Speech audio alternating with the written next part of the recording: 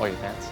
Welcome back to LCS Countdown. This year, our StatSpot has gotten a lot of attention for its predictive powers, but our engineering team wanted to see if we could take StatSpot to the next level. Ladies and gentlemen, we are ready to unveil that tool here and now. Hello Dash, hi, Mark, and Kobe. I am the Judgmental Automated Telemetry Testing Unit. Ah, that's pretty cool. Yeah, I don't know about the judgmental part, though. That has That could be a The bad Jot thing. Stats Hat protocol has been initiated. I'm sorry, the what? Prepare for question 1. No. This is No. Jat's not on the show anymore. We don't do. It was just a we don't hat do tip Jat to it. stats. That was a whole. Are you ready for question 1? No, we just. I'm Here is ready. We're question not. 1. I kind of like chat stats. There are many players who have played multiple roles in the LCS. Among those players, who has the most total games played in LCS all time? Would it not be You have you? 45 seconds to answer. But is it, if We have 45 seconds. First of all, we're on a. Did Wild Turtle ever play another role in LCS? Because I know he's played other roles. No. Wait, is this a current player? Because High's I'm played a defaulting to number of High. roles, and you've played a lot of games. in It just LCS. says who's played the most total games. Isn't that just No, who have also Has played played multiple roles. games? Mark, hurry up! They have to have played multiple roles, and then they've also played the most games. Yeah, all I'm just time going with High. Of people who have played multiple roles. So I think it's High. Yeah. Say something That's else, what I'm quick. gonna go with. What do you got? I'll go with high, yeah. You take that. Sure, why Yeah, not? Jump on the. I'll be a sheep. I'm following the crowd. Yeah. All right. Unanimous. That's us. We're That all in it answer is together. incorrect, inaccurate, and wrong. What? I will note in my logs games that the that term were- analyst is a term of endearment instead of a title. The correct answer kinda is the cheap. player He didn't Aphromoo. choose to do that. They had a substitute, and then they moved because what's his name was gone. Apparently, yeah, because he had to play with Joey as to Yeah. support that That's- one time. rude. That's a Jack question. That is a Jack Here comes question. It's a trick question 2. question. There's another All right. one? There are a number of pocket picks being played, including Power of Evil, who has played his signature Orianna twice so far. Which player has the most Orianna games played in the LCS all time? This is Most Orianna because games. like Bjergsen has played a lot of it, He's just or been around for forever. Huhi hasn't been around as long, but he's played a lot of Orianna in his time. Yeah. I'm trying to think who are like the Jensen's also Jensen- played a oh, ton Jensen. of Oh, Orianna. Like yeah. he's just. But he like, also, you just need the longest standing mid laner because Ori's played. Well, why don't we so much say better. Yeah, who wants I'll All go right, Bjergsen. we're just gonna go. I'm Jensen. I'm Bjergsen. I'll go the other way. I'll go Bjergsen with you. Just so you can go Jensen too then. Or You do can be want a to- third We're one. both Jensen and you're both Bjergsen? Yeah, we'll All split. right, I'm into it. Split the Let's vote. go. We might be There it all is. wrong. Are we all wrong? Probably all Incorrect. All of us? This is my fault. I expected too much from you. You played 40. Adjusting difficulty setting to noob. What do you want from me, man? By the way, the Can I answer was switch my next to you the entire Question one time. answer to this question? The answer is high. Yes. Yeah, he's insulting us. He That's said the- that the answer is sitting next to us and we're stupid. Oh, well, you know what? He was Wait, I'm sitting not next to us sitting for the next to first myself. question, and that That's wasn't true. the answer, so your logic is invalid. Watching James argue with a robot is amazing. You know, these jazz stats are kind of tricky. Is it I don't done? like them. I Is it- think we Commencing might it question finished? 3. Oh my goodness, there's a third Only one. 15 towers have been taken against Team Liquid. Which lane's outer turret has been taken the least? Begin discussing. I know. It's top lane. No way, mid lane. Top lane. Really? You're so confident you're making me want to Which go with you. lane? I don't actually know, but I'm gonna go. This is for all the teams? I'm gonna go. No, Team Team Liquid. Liquid. Team Liquid. I'm gonna go with top lane. I actually think Oh. it's a trap question because you want to say double is the strong point in the map, but I think a lot yeah. of the times they lose their turret because people just kind of like swap. Are you sure this is only for Team Liquid? I'm pretty sure. Team Liquid has only lost 15 turrets. Which of those lanes outer turret has been taken the I lead? choose mid lane. I was It's gonna either go mid or top. It's definitely not bot. I'm going but, mid. I'll go mid. Okay, I'm gonna go top just to split. At least one of you has been paying attention. The correct answer is top lane. Woo! At least one. This robot. You know? Hey, you know what? The judgmental, I don't know the whole name. The judgmental autonomous telemetry something or whatever is not so bad. Oh yeah? Cause Yeah, Jot I'm liking Stats has this. concluded. Great. I hope you have found this interaction pleasant and fulfilling. You may resume your electronic sports variety program now. Like, thanks for giving us Thank you. permission to do Yeah, our own for show. real. Yeah. Okay, well, I feel like we should have gotten those questions right. I don't feel like they I were thought that we were difficult. done with Jat. I thought we were. I didn't want to answer high again because if we 'cause we got did it it the wrong first with the time. first We looked it up. question, Looked so even we worse. made it ourselves. You also played in an assassin meta, so I didn't think you. I mean, I knew Yeah. Orianna's my most played champion. Like, I knew that myself. I didn't think I had Yeah, the most A lot of mid Hey, laners. I didn't appreciate how condescending that To be was. fair, they got that part kind of kind of right. So Jad always talked down to us when we got things That is wrong. true. He did do that. He did do that. But at least he was face to face. I think that's part of it. I How feel do like you I feel like I do could it? Well, fight back. he's right I over can't there. fight back. It's true. He's You can over go beat there. him We're up gonna right there. Smash the hell out of Just him. take a quick Hopefully. second. All right, prediction time. Let's take a look at who you guys voted on for today's victories. In game 1, High is sticking with Oh, baby. High's on drugs. Prophecy. Whoa, The whoa, 1-1 whoa here. weekend prophecy will be fulfilled, according to him, and then a Golden Guardians call over Counter Logic Gaming. So let's talk about those first 2 games of the day. Well, I kind of touched on it before the previous break, where Rush is 15 games times he has lost on Saturday, and then every time he's lost on Saturday, he's won. It's 15 times it's happened. 1 over 15 squared. It's insane. Right. 2 to the 15th. And you're But either betting way, against it. I'm betting against that ridiculously low percentage chance if it holds true. All right, fair enough, fair enough. But once again, we're going to test your predictive powers with our weekly wager. And today, we're taking the kid gloves off. So let's start by finding out is what happening? game you're playing for. I liked the one last. Here we go. What's it gonna be? It's got to be one on the first 2. Yeah. Boom! 100. Oh, and I was on Rush. You guys are losing today. Echo Fox, High versus the rest of the desk. Last week, there was some criticism that the helium balloons was more of a reward than a punishment for our analysts. So this week, the devious minds that work on the show concocted the most twisted diabolical punishment you've ever heard of. That's how difficult it is to say. First, I want to state that people watching at home should not, I repeat, should not attempt this at home. You get your prediction wrong, you will be handcuffed to Freak for 24 hours. Joel looks Joel's like face says it all. he looked like he was gonna punch him. He only has 2 hands. How do you get handcuffed 3 people to him? I think Freak will be in the middle of. He'll be in the middle. Wrong. And, And then if you're wrong, it's just you with him. For Wait. 24 hours. yeah, that or you'll have to, you know. There's actually no way. Kobe's coming. Kobe, How do we get him to This agree is to a this? ridiculous punishment. I'm not being handcuffed to Freak for 24 hours. you're coming no to matter my what house. If this we're is. wrong, you're coming over. Freak's coming over, playing a D&D There's no session. goddamn way I'm sleeping with Freak. 24 hours. You know how long that is? Wait, you skipped out on the hot sauce already. You don't get to skip on this one That's too if you're true. wrong. Well- You're in this one. I need video proof that you stayed handcuffed to Freak for 24 hours if you lose this. All right, there Then we you have to return to the same. All right, well, we Live have to get to stream. win This conditions. IRL streaming. Kobe, if you don't want to be handcuffed to Freak, tell me how 100 Thieves comes away with the victory in game 1, because that's how it happens. Well, you better camp for Ssumday early then. Get on that because he's the big carry for the laning phase. And since Rush has been so bad at smiting, don't be afraid to 50-50 those late game objectives. He misses it all the time. All right, and High, how are you going to avoid being handcuffed to Freak for a day? You know, There's no way this is a real all you have to think about it is today is Sunday, and that's it. What do you got? You What can't did win. you just say? You can't win. You said it's That's it. Sunday. and Today that's is it? Sunday. That's See, your High win- doesn't seem That is worried, my win Kobe. condition. Yeah, they I'm not lost on concerned. Saturday. He's 15-0 on Sunday then. It's confirmed by stats and the history. He cannot lose today. I hope you're wrong. For my sake, I hope you're wrong. I am going to be right. Here, okay, so let me ask you this. Imagining a world where you are handcuffed to Freak for 24 hours. No! How would you go No! about it? Like, I how, told you. How do you make that a palatable 24 hours? I think we don't shower during that time. There's no way. That's a given. Yeah. No shower. Yeah. But I would say I would want to just do a D&D session. Just There you get go. all the friends over 24-hour D&D session, so at least it's like fun and productive. Right, okay. Wait, just play games all day, dude. You're going over to Freak's house to sleep? I don't care, whatever. It's fine. Okay. Maybe if we have them in the middle, we can just like try and pull the chains apart between the two of us. Well, it sounds a lot worse for you guys because you guys are 3 then we're men. changing Then you You're have stuck a 3 with man. Mark 2, technically. I know, You're not we're- just stuck with 3. You're stuck with Mark 2. There's 3 of you guys. All right, well, the teams are ready to load up into Champion Select, so we're going to toss it out to Freak and Azale for the call. There's no way. All right, welcome to the Battle Arena. Now, I too hope Echo Fox wins, so I'm not stuck with Mark. That's actually, I'm going to lose as well if they get that one. So let's see what happens. Either way, Champion Select is upon us right about now. And as it was mentioned, it is Sunday.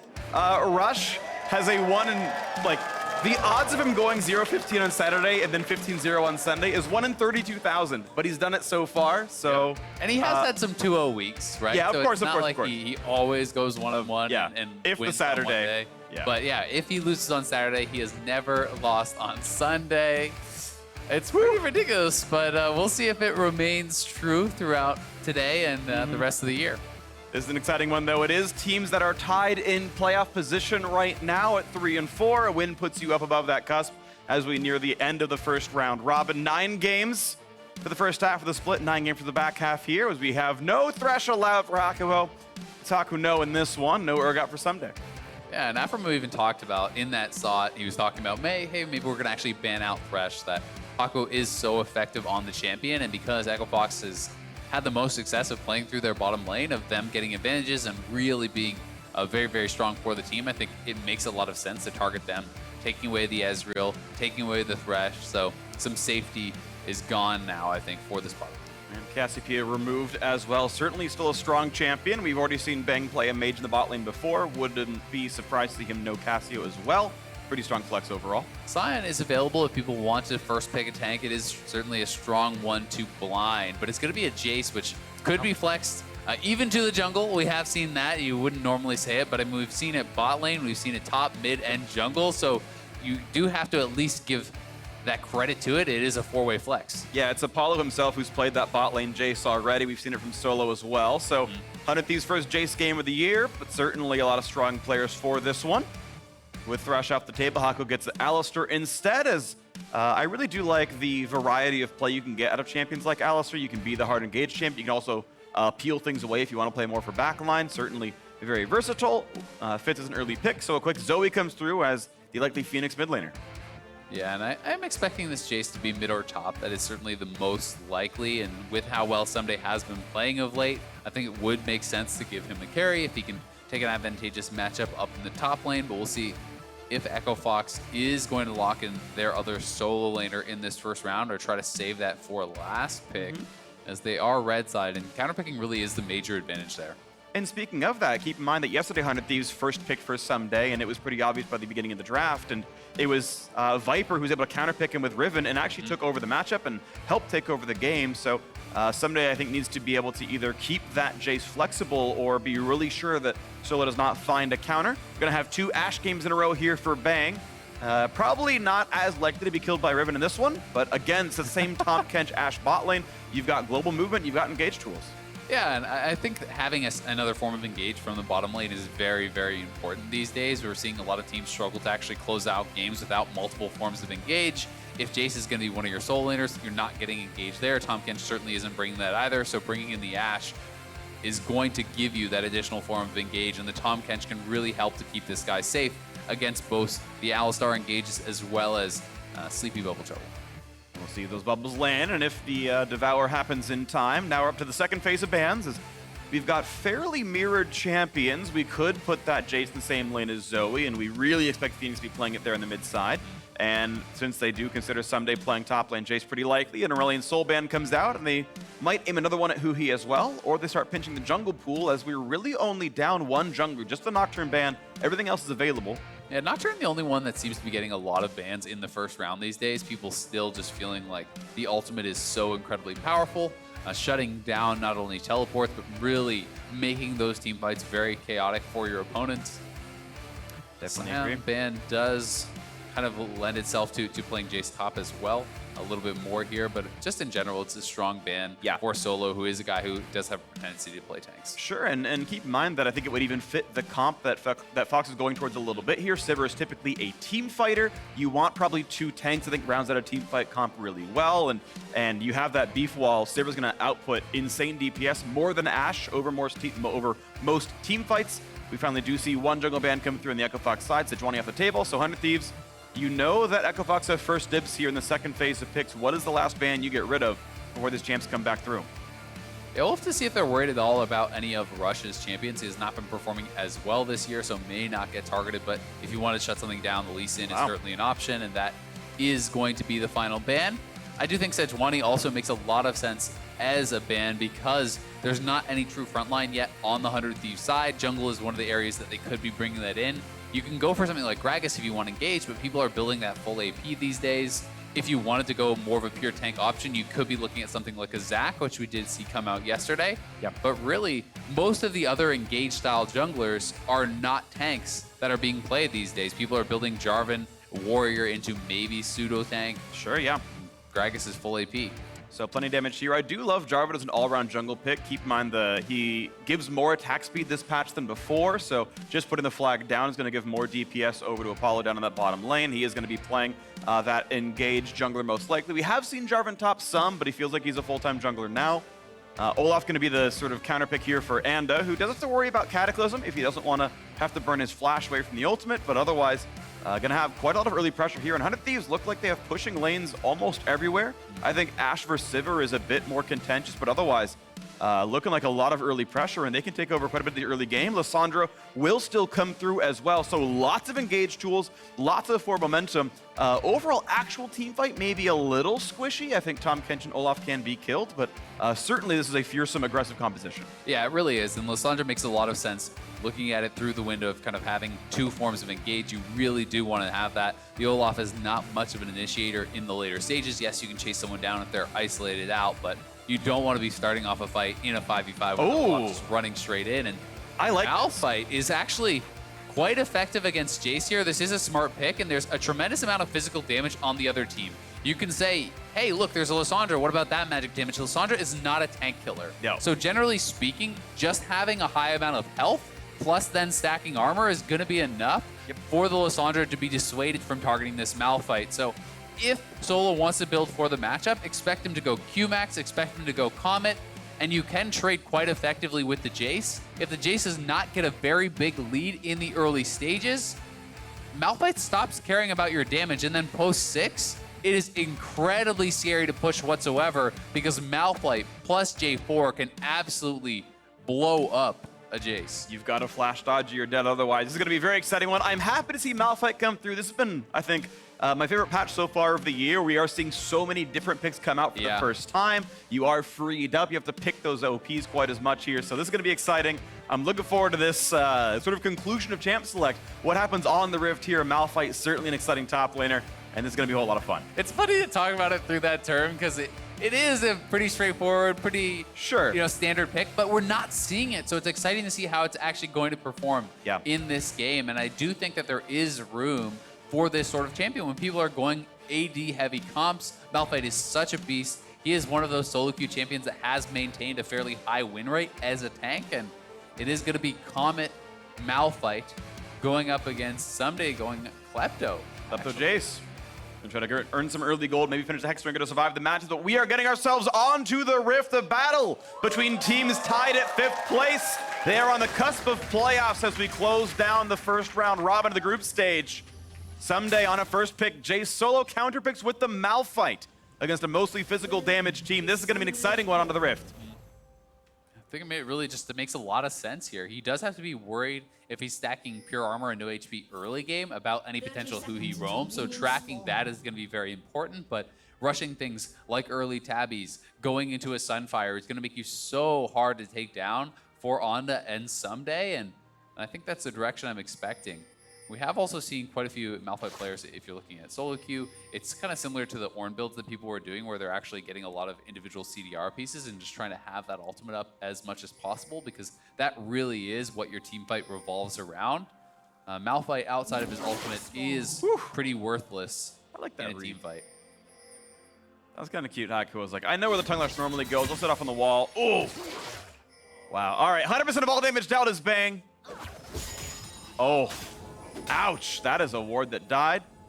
Okay, there we go. Oh, actually, so Ssumday delayed that as long as he could to keep Ward alive. Right, yeah, his ghost ward, the zombie ward. So that's actually pretty cool.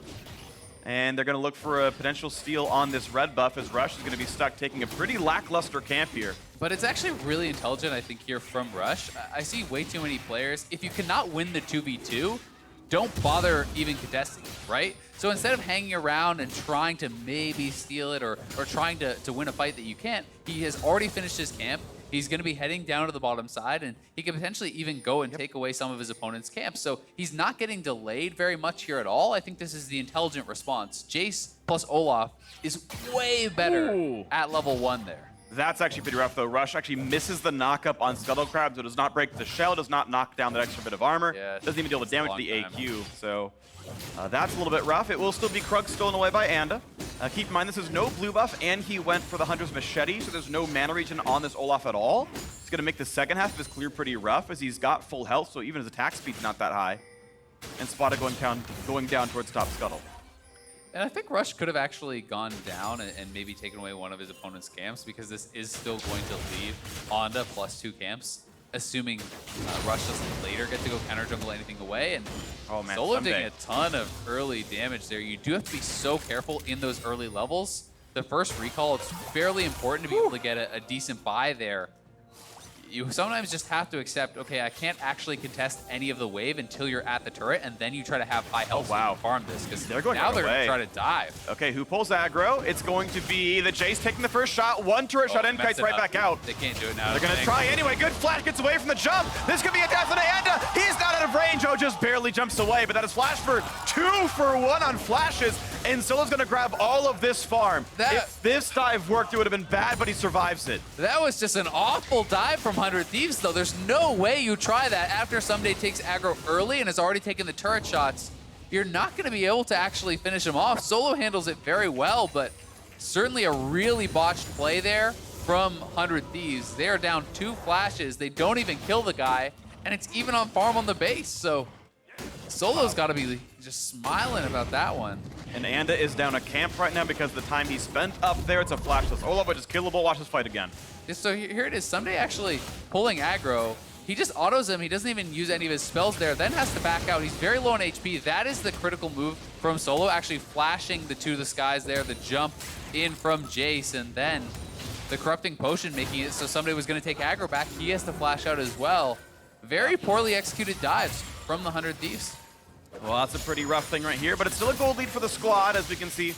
Bit of extra farm coming through from Klepto and a couple other spots on the map, but this is going to be, yeah, that's actually, it's going to have such a huge knock-on effect that suddenly Solo can feel very, very safe. He's able to take that first recall. There's his Doran's ring to add to the poke.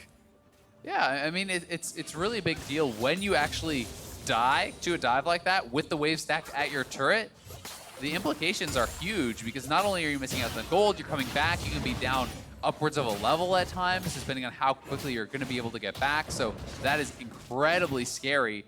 And now Solo is sitting at level 5. He actually has the XP advantage, although it's going to be slight, as Ssumday will pick some of this up. And as I said, when Malphite hits 6, Rush should come top, and that is a super easy kill. Yep. So just that one play alone has really limited the amount of time Ssumday's going to have to bully this. Yeah, it is a hard guarantee. Ssumday will be flashless when Solo is 6. And he's not going to be 6 off this wave, I don't think. He's going to take some time. Right now, it's Rush just making sure that he's safe in case there's a repeat gank for Anda. With how far up Solo is, certainly a 2v1 would have been a kill, so smart pathing, even though it's not going to show much on the scoreline. Olaf, instead of taking his farm, he kind of, I think he's to a certain extent expects Rush might be there and doesn't want to waste the effort. Instead, it'll be a very, very early Ocean Drake, and this is very quick into the game. With the pushing bottom lane, it's going to be quite a lot of laning phase resources here. They are pinging towards it, so Rush is actually heading down to the Dragon. We'll see if he can push on to off. Yeah, he's going to find this. So he's flashless. Yeah, Where's the the bot dual lane lane? comes. It's going to be a 50-50. They've got Phoenix here first, and he's got no way out. He's certainly going to die. This has to be first blood. Oh, he's going to get grabbed by Aphromoo, but he's stunned. He can't get away, flashing away. Oh my gosh, he actually pulls the teammate out, but the Ocean Drake goes to Echo Fox. Still advantage on the red side. Phoenix flashing in for the root, the self-ult as well, but does he buy enough time? A knockup will still mean first blood goes to Echo Fox. Really nicely done by Echo Fox there. It doesn't even get low enough that it has to be a 50-50. Aphromoo does save him, but it's first blood and the Dragon going the way of Echo Fox there, and that is such a big swing for the team. Rush had an inkling that he could be over on this Dragon, and so far both plays failing for Onda. Really smart. Rush just ran straight here from spawn. It was getting pinged on. They expect he's over on it. Onda doesn't have enough time to actually get into smite range to even attempt, so intelligently Rush doesn't bother smiting until he's already out of the pit, guarantees the Dragon. Then Huhi coming in here had teleported, and he was essentially behind enemy lines, has to use the self-ult, but Onda cannot re-engage. Aphromoo and Bang had already used their flashes, so that was a one-way trip, giving it over an easy first blood and using both his summoners. Oof, wow, this is Echo Fox looking pretty good in this one, and the Curse of Ssumday may still continue as so far Rush and Co are looking pretty good on this one. The funny thing about it, though, is gold is pretty much still dead even because of farm advantages in the bot lane and Klepto in the top lane, plus a slight farm advantage there. So Nothing to write home about. Bang's isolated. He's got to wait like 5 more seconds so he can get in a range. One more auto attack just comes in, and Bang too far forward. Hakuho didn't even have to flash. Walked up, got the headbutt pulverized. Really nicely done there from Hakuho. That is the early Moby boots. You have to be incredibly careful about where you're positioning in this lane. If Aphromoo is not with you, you cannot walk up against a Moby's Alistar who's just going to straight up combo you. That's just on Bang. He can volley from max range and knock out that Moby speed, but too far up, ability on cooldown, that's greedy and gets punished for the play as Aphro is buying new items. Well, this is now looking even better for Echo Fox. They have that solid 1,000 gold lead. They have that Ocean Drake as well. They're denying this farm. Bang's TP was on cooldown, so taking the long walk back, and most of that wave is going to be dead when he gets there. Yeah, and you can see Ssumday didn't have the confidence to try to attack the tower there. It's just solo moving forward. Now that he does have the ultimate online, it's very risky to walk up to this turret, but here it is one more time. Yeah, Bang, maybe the volley was on cooldown, I'm not really sure, but either way, not able to get out of that one. Moby's Alistar walks straight up. Easy kill there for the bottom lane after the summoners had been forced in that dragon scuffle. So even more advantages going the way of Echo Fox offer that initial play. Statistically, Apollo was the #1 bot laner in CSD, and Bang was number 9. And this is going to be more of a difference in kills so far. It was either way, still a lead to the Echo Fox bottom lane. And one we highlighted in the beginning of the show that this was probably the single largest strength of Echo Fox, and they are once again ahead down in this one. Participated in all the kills so far in this game. Another fight in the top side. It's actually an early bomb Cinder for solo, not the CDR, not the armor. It's actually a very inefficient tank item by itself, this Cinder, so getting worn down a little bit, but equal in farm. Again, another trade on the top side. Cinder getting some pretty good shots in as we do not yet have Olaf coming in. There's the Predator. There's the push for this one. Solo does have Flash, and he's going to use the ult to get away instead. It's a shorter cooldown, running away from this possible gank, but still Anda looking a little frisky on this. Is not going to land the Q. Good dodge to the side. Ult pop for move speed. He's going to get a lot of damage, but it will never kill Solo, so out he goes. Zoe's coming up, Jarvan as well. This is now an ultless, flash-only Anda. Fenix goes for the bubble, not going to land that one down the range. Only clears the wave. Yeah, really well handled there by Solo. Just having to use the ultimate to get out. He does get pushed off a bit of farm, so going to lose a little bit of experience, a little bit of gold there, but will survive the play. And it's going to be Anda who's going to have to be on the back foot now without his ultimate available. So Echo Fox are making a move over to this blue buff, but this may be a bridge too far, as Malphite without ultimate, again, is not going to be strong in these engages. So Echo Fox, I think, wisely considering backing off. Maybe just going to try to force Anda to actually take this. Yeah, it's Smite for Smite, EQing away because Huhi could have gone for a combo. Phoenix coming around the wall, bubble! Oh, 6 HP. Almost got it, will land the Q, but Huhi's tanky enough to survive this one out, and Phoenix doesn't have another bubble. Even just this little bit of pressure, though. They have mid lane pushed in, so this is farm that Huhi is losing to get this. They're going to take away jungle camp as well, so... Oh, he hit the bubble. No ult, flashing over to combo it in, Anda. How good of a way out does he have? Rush never propped R, had to wait for the flash. It wouldn't have dealt damage. And then after that flash, he was out of range. Solo flashes in for the Q, not taking up Ssumday. But where can Jarvan go? A nice knockback by some time. Phoenix tries again, nice flash wave, but now they're getting the dunk. Arrow's not gonna land either, but it's still 3v1. There's the bubble. Certainly a kill. The aggro comes in. Phoenix and Rush gonna walk away. 2 kills on the top side, 4-0 to Echo Fox. Everything going Echo Fox's ways. These small jungle errors from Anda are getting punished so heavily. The Dragon getting punished heavily on the bot side. The failed dive on the top side getting punished twice now. As Anda did not have his ultimate available, they invade on him. They force out these small fights where they are at the advantage. And this is after he's already been pushed out of the jungle. They land the sleep. He does not have the ultimate up. So Rush flashes in. They corral him under the turret here. And Solo gets an easy kill with the flash Q here, knocking down Anda. And then it's Ssumday. No mana available. Solo just had to survive. And they're able to push in the minion wave, corral him, and knock him down. And that was, good flash by Phoenix. Not sure if it was going to clip him or not, but either way, it is multiple kills for them. Farm denied in the mid lane from that earlier pushed wave. Yeah. And everything going Echo Fox's way. No harm, no foul for Phoenix. It was a spell thief flash anyway, so whatever. No problems here. And only going to lose one of the little pieces. Nice! Ult gets away from the Alistar combo just in time, but it's still going to be second Ocean Drake. No problems, Echo Fox. No one's there to contest the objective. It's an easy smite for Rush. 2 objectives on their side, and still, it's 100 Thieves on down the barrel of a perfect game so far. Nothing of import has been picked up on that blue team. I've got to say, it's one of the worst feelings playing an early game carry into a tank who has multiple Ocean Dragons. Yeah. Because it takes away almost any of your ability to actually bully this Malphite. The Malphite really just has to wait back at the turret, regen up his health and mana from double Ocean, and then he can kind of poke you away, back up, continue this process where Ssumday is not going to have the ability to do this, and back up to the top side, trying to get Jayce ahead. Plenty of damage is available. Solo does have the ulti. Which way is he going to go for it? He's going to go back in for the damage output. Pretty big chunk in, but the health bar is still running low. He's got to be careful. And he's going to have another axe pretty soon. No, it doesn't have the rest of the damage.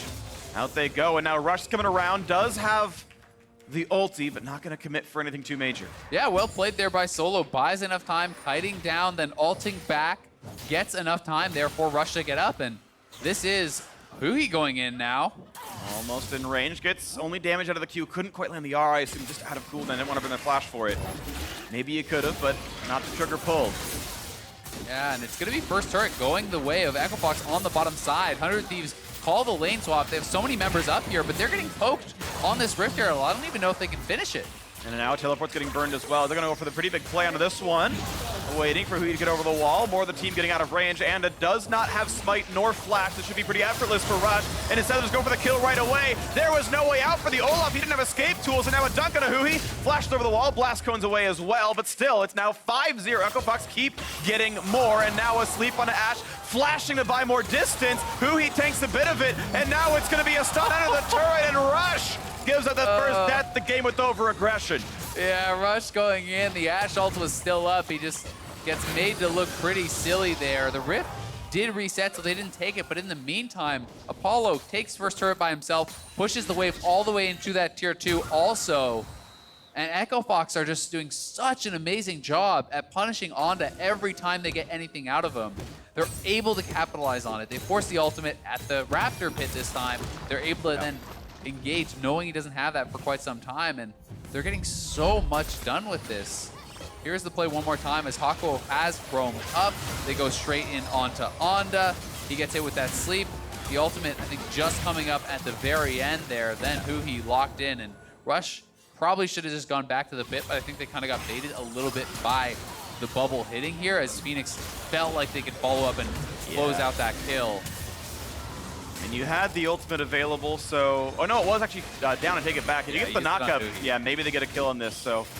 yeah, under the turret, a little too aggressive. Trademark Rush, I suppose, but it is certainly Echo Fox winning by 4,000 gold. It's also interesting to point out, it's kind of weird. This is 2 days in a row now where Rush has just skipped his jungle item. So yesterday on the Lee Sin, he actually went straight into a Hex Drinker and then a full GA, never bought his Warrior, completed a Maw, skipped that, which is fairly inefficient. And again here today, he is not completing a Warrior, he's not building a Cinderhulk, he builds a Jorum's Fist, and now goes back for a Chain Vest, which may be something along the lines of a Knight's Vow and trying to, build fairly utility style, but... Could be a Guardian Angel with that stopwatch in there and then into like Titanic or something, or a Frozen Mallet off the Jarum's Fist. So. I just think that you're giving up too much early game power. Those jungle items are so incredibly efficient, they're fairly low cost. Yeah. Building the Warrior alone, that plus Electrocute gives you enough early game threat to actually be a force. And if you're going for pure tank, then Cinderhulk is also an incredibly efficient item. That's true, but he's making his own builds, and, we'll see how it goes. I agree it's very odd, and I'm not sure I like it either. But he's making his choice. He's choosing to go for a more, I guess, moderate tanky build. They have attack damage, but also resists. We'll see how it goes, and either way, Rush's team is so far ahead that it might not even matter, even if it is inefficient. It's Infinity Edge already done, so Sivir this time around is going for the higher damage build, less CDR. Going towards the Zeal upgrade second. I still really like Essence Weaver and IE as 1-2, but not the builds we're seeing right now in Pro. Yeah, Apollo is just massively ahead. He is up about 2K over Bang right now, which is just an absurd lead. They did get those kills in lane, but they also were able to get solo turret gold, and all that time that Bang was up top, he wasn't farming. Apollo was farming, he was pushing, and they are just insanely ahead at this point. This could be the second turret as well. Demolisher ready to go on this after the charge as well, and look at the extra damage output here. It can tank. They're gonna knock down both turrets in the mid lane here. 4-0 in turrets. Gold lead now 5,500. The only thing they've given up is that one death on a Rush. Yeah, sorry, Herald. Or Shelly, based on your inclination, that's not gonna get any damage. Finally, an objective on the map as Huhi split pushes top lane. Should be another dragon going the way of Echo Fox here, though. Triple Ocean. looking like the play, which is going to make Jayce poke pretty laughable at that point. Gosh, yeah. Just such an absurd amount of regen, even the volleys and whatnot from Bang. There's just not really any opportunity to poke them down. You can stay out on the map much longer. You can play around things like Baron and baiting much longer, not having to actually recall and go back to base. So we'll see if they can find any real uses for this and if they actually change up their play at all based on the fact that they do have all this regen.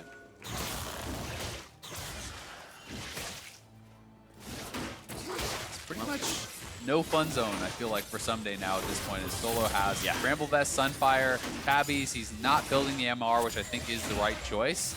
You should never really be losing any 5v5 where Huhi is ulting you anyway, so just stack the armor, be able to really neutralize all that consistent damage coming out of Bang and Ssumday. Yeah.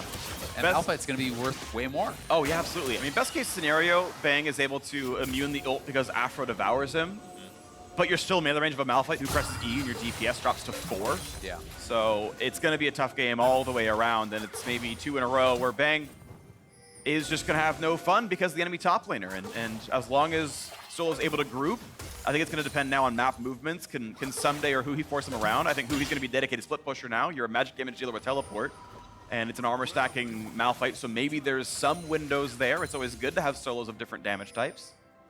Yeah, there is just really strong engage on the side of Echopox, which makes that tough. If you try to 1-3-1, there's the answer of simply Apollo pops his ultimate, and Jarvan and Malphite and Alistar are all charging in with that Sivir move speed. That is very, very frightening engage for any combination of a 3-man squad here for 100 Thieves. So we'll see how they handle it, but with this sort of a lead for Echopox this early on, this is a game you should be able to close out very, very cleanly, and they may want to wait for Baron and play around that, as it is still early in the game. And that is the one almost piece that gives you pause. Most teams, yes, Baron baits look good, but Rush has had a miserable time landing Smite so far this split. Maybe this will be the one where he lands it and it's fine, but it's actually been really, really, really poor from Echofox. Their Baron control needs to be on point. They need to get them out of the pit entirely. This time around, a big chunk of damage towards the Sivir. They'll actually knock down Apollo at the very start of it all. Before the Baron even spawns, a single comeback kill with a bounty on top. That was needed for 100 Thieves. Yeah, really good ultimate there from Bang. Does find Apollo, who's not able to flash or spell shield it. No one was there to block the arrow, and they knock him down, buying themselves some time. But you know, back to your Baron point, I feel like you don't have to 50-50. You have such strong engage, such strong turn, and you have triple ocean, so you can continually start up the Baron, base the other team in, then look to fight and try to guarantee it. And we'll watch this one more time as Bang, this is just a really well-positioned arrow. He's doing it through the trees there, so Apollo is going to have no opportunity to see that ult until it's essentially on top of his character, not able to react in time. That was just really well played from Bang. Super creative positioning for that ultimate. Really, really, really cool. Super great by Bang. And that was, I think, a necessary play. A kill on the board for Olaf, one in there for Lissandra as well. Still a long way to go forward. As you're mentioning, Azael, yeah, the Baron baits should be easy with Triple Ocean. You can sit there and tank it forever. Just, it's down to execution. You've got to make sure you do it correctly. And sometimes these flubs happen. Sometimes 100 Thieves can play around it right. They've got Hawkshot to help make sure it's safe, and they can dance around well, but Baron is on the map. And that is going to be the difference maker for 100 Thieves. It's going to be engaged. It's got to be picks, right? You know, you try to get someone to answer this side lane split push, then you catch them with an Ashe arrow, you pick them off. Every time they're able to make a play like that happen, they are buying more time for themselves, more time to catch up, and you know, kind of get back into this game as far as gold is concerned. And more times being bought. Ssumday split pushing down to the very bottom side of the map with that Jayce. He's in front of the turret. Malphite's got to walk all the way over. Now, of course, Alistar coming as well, and they might be able to get this 3v1 kill. The dueling of 100 Thieves slowly coming down as well, and Solo trying to buy as much space as he can. Here comes Alistar. Here comes Abyssal Voyage. Nice stopwatch. Gets away from the combo, and this time around, Ssumday's going to feel safe. Half HP on Solo. Hakuho a bit low as well. Pops the ult. Apollo holding for the move speed. The arrow's still going to land, and now there's no way out. Hakuho cannot burn through it. Suddenly, it's a 4 versus 2, and they get another kill. 100 Thieves slowly eking back into this game.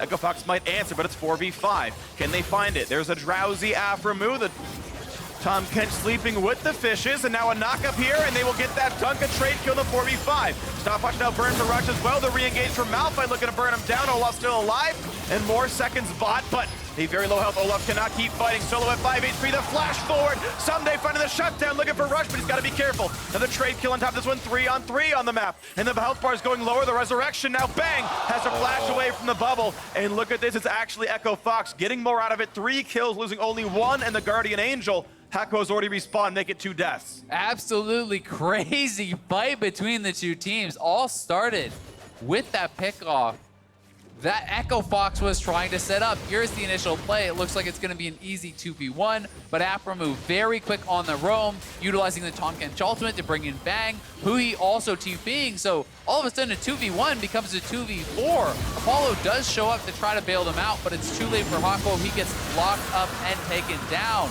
And the fight continues as everyone is coming down to the bottom side here. Aphromoo getting picked off, he gets knocked down. And then as the teams are engaging more heavily in, you can see Solo really looking for an ultimate here. Isn't able to find much as Huhi is actually in the stopwatch, so it's a one-man ultimate on the Olaf, which opens up then for Bang to start free firing. That has given him the time, knowing those cooldowns are down, knowing the Alistar is out. Malphite has no ultimate, he can step forward, but then Fenix making some great plays over the wall, chipping out that backline, forcing them back, and even getting Bang's flash, as that was really close to taking him down. A lot of credit deserved by Fenix for that fight. I think he really was the one carrying it for Echo Fox. Beautiful stuff out of him. 3-0-3, giant bounty on himself as well. Overall, that fight was 3 kills for Fox, 2 kills and a Guardian Angel pop for 100 Thieves, but more flashes lost by the blue team as well. Depending on how you feel about getting kills on the map, it arguably went better for Echo Fox, though. Difference still 4.8 thousand in this topside river being controlled a little bit. There's a blue team Scuttle Crab taken, so for now it's going to be slow for Echo Fox, but once that despawns, that vision goes away, you can look at that Baron bait again. Yeah, there's also the opportunity for them to try to do some sneaky stuff where you actually go around it, but they're just going to start it up because they want the other team to come and then they can turn for a fight. We'll see if they just decide to rush it down. 100 Thieves are making their way over. You know that Zoe is going to be looking to try to poke people out as they walk in. Malphite has ult as well. There's only a single flash on Afro. The dodge from stuff. Phoenix taking the front line, and here comes the engage. They find the knockup on Tahm Kench. They can try to burst down this one. Over the wall he goes with the Olaf. That's now all the flash is gone. This is assuredly going to be a kill on Tahm Kench. Stopwatch buys 2.5 seconds, but he will still die. Slowly but surely, they wait for the shield. Couple more auto attacks. There's the kill picked up. That's Baron bait number 1. Yeah, that is really well done. And notice they did not commit the Malphite ultimate, so they still have that for the second turn, where Onda will not have the Ragnarok, and he will not have a Tahm Kench to save him. So if he tries to walk in here, this is an easy turn and kill onto the Olaf. This should be a guaranteed Baron for Echo Fox if they execute right. 100 Thieves are making their way over. Ashe arrow is up. They're going to cast it. Here, Apollo spell shields it, walks away. Huhi not going to pull the claw. This is going to be, once again, the peel back, looking for a drowsy. Ashe, headbutt, pulverize, burst damage, bang, he's gone. Another kill onto Olaf is assuredly going to happen. Now it's 3 in a row from the Baron bait, and once again, back to the objective they go. Triple Ocean, who cares about the chip damage you're taking? Every time you have these exchanges, those Ocean Dragons kick in. They're healing them back up. Huhi's trying his best to make something happen around here, but there's no way they can do it. A Malphite ultimate is still available. They never committed that, so if you ever overcommit to the fight, you will get taken down. That was masterfully done by Echo Fox. There was no reason for them to ever 50-50 with their comp, and lo and behold, they managed to get it without any chance of a smite from Onda. A little bit of CS is all that's picked up for 100 Thieves here, and well, that's it though. Beautiful play right there. Proper baiting. And there was never a play to be had. 100 Thieves could not have ever made their way in and won that fight. So nicely done here to the Echo Fox lineup. And once again, Rush unable to go 0-2 on a week. If Ssumday games were coin flips, it would be a 1 in 65,000. This has happened. It seems like he really does turn it on. Yeah, has been playing quite well, and Apollo now sitting on 3 items, 75% crit. He is going to be really ramping up in the damage at this point. Has a QSS to keep himself safe. Even if he cannot spell shield the Lissandra ultimate or the Ashe ultimate, you're going to really need to hit multiple, likely to be able to burst him down at this point. And they have the better front line. They have the better engage, as well as an incredible amount of poke that can come out of Fenix, who has been having a monstrous game here. And at what point do we talk about Echo Fox just truly being a solid team? Actually being a playoff caliber squad. I think they were ranked very, very lowly by most people coming into the season. said maybe Rush is washed up, maybe Fenix doesn't deserve to be here, but this whole team is firing pretty well. The bot lane's been good, and Fenix has honestly been a really good contributor as well. Yeah, I mean, they took 3 of the most solid contributors from Clutch last year, and they paired them up with Fenix and Rush, and I think that, Fenix has been playing very, very well for the team. Rush has had his ups and downs, but this is certainly a team that is in playoff contention. This is a team that is dominating 100 Thieves, who by most was put in the top 3 as far as power rankings. And instead, it's just simply Echo Fox who are having their way with this one, and on the route to a 4-4 record, which is securely in playoff position right now. Looking at the rest of this one as they keep chipping down this mid-outer. Hakuho a bit on his lonesome on the bottom side. They have to respect what a potential engage might be, but looks like it's 100 Thieves not willing to fight, especially with that turret being down. So 2 inhibs will drop, and there's still a minute and change left on this Baron buff. Nice poke there on the Anda down below 2k health. And they're just going to continue the push. They're just non-stop regenning up, completely ignoring all this poke with their triple ocean. And first Nexus turret getting low. They've got to pull the trigger. They find a stun in the front lane. He's got Dragon Angel. A nice knock up on the bottom side for Hakuho. And they're still trying to burn down Rush, but GA means he's pretty safe. He's even got a stone plate to make sure he's durable. That tank frontliner build is, I guess, working for him. As his turret gets chipped down, one more shot from the cannon and more of the base is falling. Now the question is, do you even reset or do you wait 12 seconds for Ocean Drake to kick in as Fenix gets his health back up? Yeah, I mean, he basically has a mini Warmogs at this point, just regenerating about 40 health per tick there. Up and up and up, and they just can't push it back. The last Nexus turret's about to fall. One more shot would do it in. A quick redemption heal, and there Hell's gonna keep going. The turret's gonna fall. It's open Nexus. In the 29th minute, Rush goes in for the double knockup. Malphite follows alongside the Alistar, and it's a slaughter. Phoenix trying to run. He gets away from Ssumday. Guardian Angel popped, and look at this. There's only so much damage left in the lineup. A double kill for Solos. Malphite, the first of the year, and a 29-minute win. Echo Fox 4-4. Absolutely dominating performance here today from Echo Fox as they really just decimated 100 Thieves there. It felt like nothing the 100 Thieves were trying was working. There was so much time spent from Onda on the top side of the map trying to get Ssumday ahead, and it was not paying off whatsoever. They failed the first dive, really mismanaging the aggro there. And from there, Rush and Fenix and the rest of the Echo Fox team were able to consistently punish Onda anytime he misspent a resource, anytime he used a cooldown. They were on him non-stop. Found him on the dragon, push him off there, force out the ultimate of the Raptors, invade him at the blue buff, non-stop, and it was really, really strong play. Really good stuff. So Echo Fox at 4-4 are temporarily alone inside of 5th place, I do believe. Right behind those other 4 and 3 teams earlier on. But this is good stuff. They have Team Liquid to round out the first round robin. That's going to be a bit tough for them, but they are looking better and better over time. And this is a pretty solid look for this squad.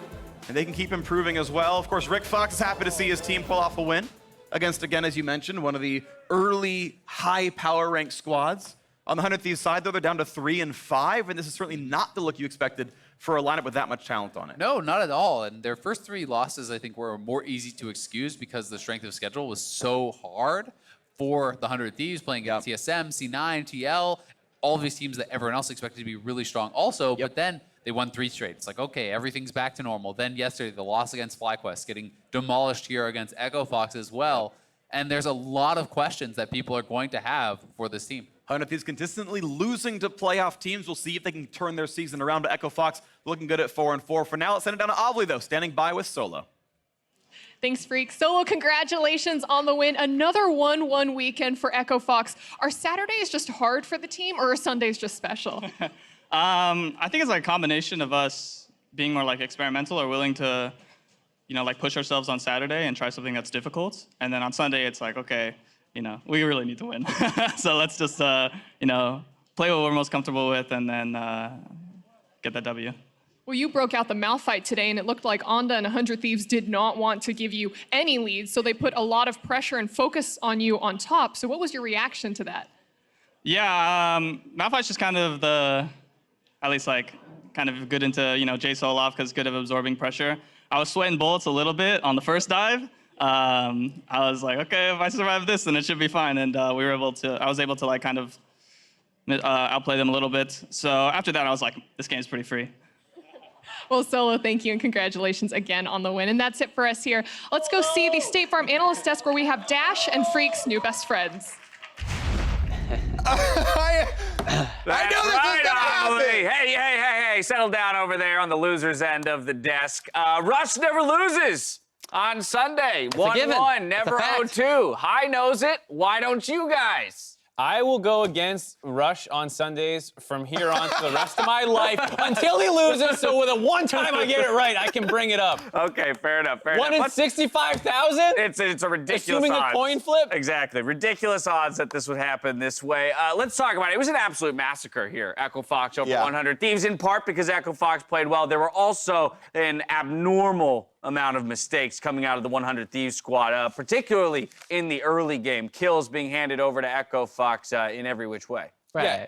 I think this is the thing, is when you look at this, you're like, man, what does Rush do on Sundays? Apparently he turns other people's brains off because this dive doesn't work out. You have Ssumday, like after the flash of Solo is out and he's kind of basically free, you see Solo look away. Then he just randomly flashes at that point. So I saw the tower laser was about to like light it was up gonna go on into him? Okay. Well, That's how what it about looked like in that replay. The only way that dive works, by the way, if Olaf starts that with an axe and gets this Olaf, but that's like I would call that like a 10-90 play from like a pro player kind of view. 10% it works, 90% it doesn't. And in the case it does work, what do you get off of it? here, Huhi TP's a random place, and then instead of running out, realizing that the Drake's already lost, ease into the middle of 4 people. Right, there's just a lot of really weird misplays from 100 Thieves here. Huhi being too far extended, making a play when he shouldn't.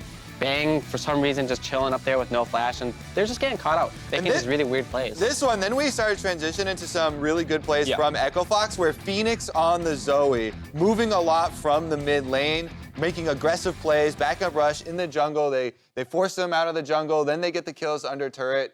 So definitely a lot of credit, I think, to Echo Fox and Fenix for, after given this opening versus an early game team compositioning, like they actually just ran with it. Those first 3 kills gave him permission to play aggressively from there on out. Right, and to be fair, you know, their comp was a pretty interesting one. We were talking about it, about like, oh, it's a little weird, you know, again, Zoe with an all-engaged comp, but they did it in a situation where they're taking a Malphite into such physical damage focus enemy team that you're like, all right, well, this is actually a smart adaptation in the draft. And you can tell. I mean, we talked about it yesterday. Prolly has been outspoken on the 100 Thieves content, the video they put out. They want to play more early game focus. They draft Olaf, they draft the Jayce lane. They're clearly wanting to play this style, you know, and they even have the roaming Lissandra for Huhi in the mid lane. Like, they want to play the early game aggression. They just messed it up. So, like, the game plan, I think, could have worked, and I think that's even a good plan to go for in this meta. It's just the execution. Sometimes that's what it comes down to. Let's take a look at another thing that Echo Fox executed well around, and that would be the Baron here. With full control over the map, they play it right. Right, and I think one of the most important things to notice about Zoe is she's very good at baiting objectives. I've talked about it before, where you want people to come into you as Zoe, and she can really punish you for coming in either through her bubbles or through her poke.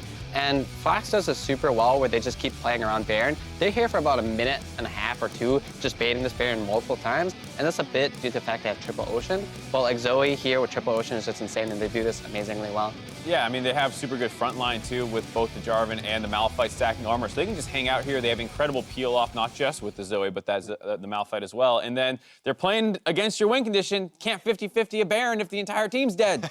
I do have to commend Rush for his focus on objectives this game, because people have been flaming him super hard, you know, for all the smites and everything, but, you know, having the jungle sense, you know, Olaf can easily solo dragons. In this meta, the dragons are so strong. There's a blast cone on blue side, so it's very easy to get in there and try and sneak it. Rush has his eyeball on that. They get the early Ocean Drake. That really snowballs because all the lanes can then sustain through the early game. If they're playing against 100 Thieves that are so early game oriented and they get all these Ocean Drakes for later, then it makes it a lot easier. Right, and he even lost his red buff early game too. He had a really good path in the game, despite being put behind. He came back in and was like, hey, I'm here.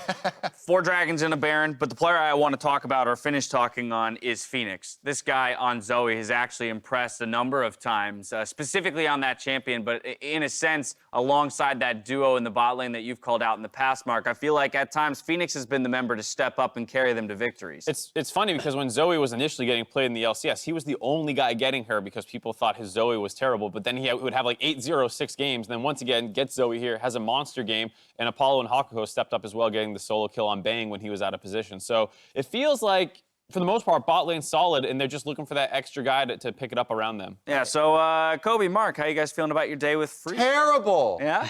Terrible. Feeling terrible about it? I can stand Freak at the office. Kobe's been really sad so far. He's been pacing around like he's watching the game. He's like, no, what are you doing, 100 Thieves? He's pretty depressed. I'm gonna drink a lot of NyQuil. We're gonna Make it a very Just short, make him drag a you very around. short 24 hours in my mind. We're gonna have Okay. like a movie night Oh and go my- on a marathon. There it is, movie marathon. Just catch up, just rewatch all of Game of Game of Thrones. Thrones. Get ready Game for of the Thrones. new, There we yeah. go. for the You can new rewatch season. this game. Unlike Think about that. previous weekly wagers, obviously the payoff isn't going to be right here, right now, but we will make sure that you guys get to see that 24 hours handcuffed to Freak. We're stepping away when we return. Counterlogic Gaming and Golden Guardians face up for Game 2.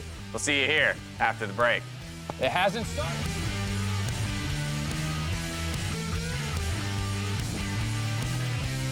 I'm reading Rush chat, and then while I'm reading it, it plays it with Rush voice English.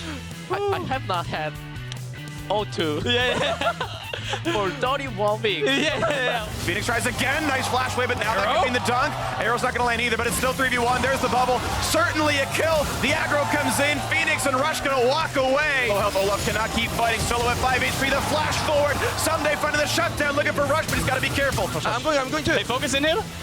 Yeah, we can just try to end. Hey, I'll send. Hey, help the carries. Yeah, I just help. kill. Yeah, let's get our KDs. Get our KDs. We need it. Our team needs it. Congrats, Kim. You got your own car with your own insurance. No more driving that old hand-me-down. Did you trade it in? My parents handed it down to my little brother. You ready? Yeah. Surprise! No. Not beige Betty. You guys can't do this to me. Seriously? My car is like a rite of passage. How do you expect me to drive this? Just turn the key and yeah, it's just Some of this. it's automatic, dual cup holders. Go with the one that's here to help life go right. State Farm.